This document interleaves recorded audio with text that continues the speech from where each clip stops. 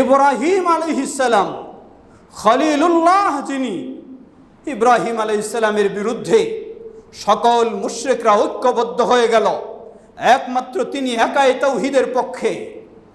এরপরেও তিনি আল্লাহর উপর ভরসা করে সংগ্রাম চালিয়ে যাচ্ছেন। সকল মুশরিক ঐক্যবদ্ধ হয়ে ইব্রাহিম আলাইহিস সালামকে দুনিয়া থেকে শেষ করে দেবেন।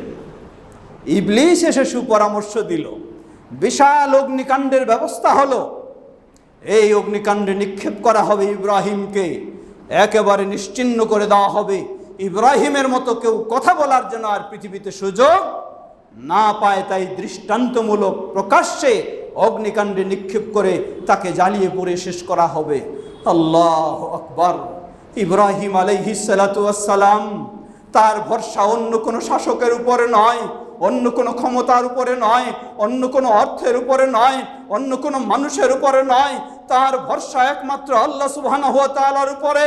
ওই অগ্নিকাণ্ডে যখন তাকে নিক্ষেপ করা হলো, তিনি শুধু একটি বাক্য উচ্চারণ করেছিলেন, হাসবুনাল্লাহ, দুনিয়ার কারো প্রয়োজন নেই, আমার আল্লাহ আমার জন্য যথেষ্ট, সুবহানাল্লাহ। এটি শুধু উচ্চারণ করেছিলেন।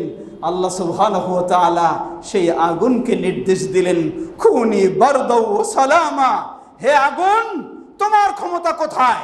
তুমি কিভাবে জ্বলতে পারো আমি যদি তোমাকে জ্বলতে না দেই?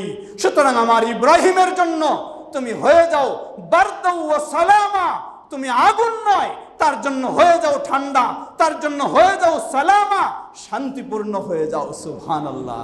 তাই হয়ে গেল। আল্লাহু আকবার।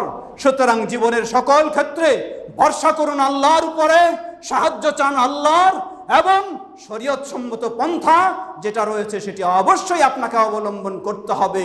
পিছানোর কোনো সুযোগ নেই, ভিন্ন দিকে চিন্তা করার কোনো সুযোগ নেই। আল্লাহর উপর ভরসা করে শরীয়ত সম্মত পন্থা অবলম্বন করে আপনাকে অগ্রসর হতে হবে। আল্লাহ আপনাকে বিজয় দেবেনই দেবেন ইনশাআল্লাহ।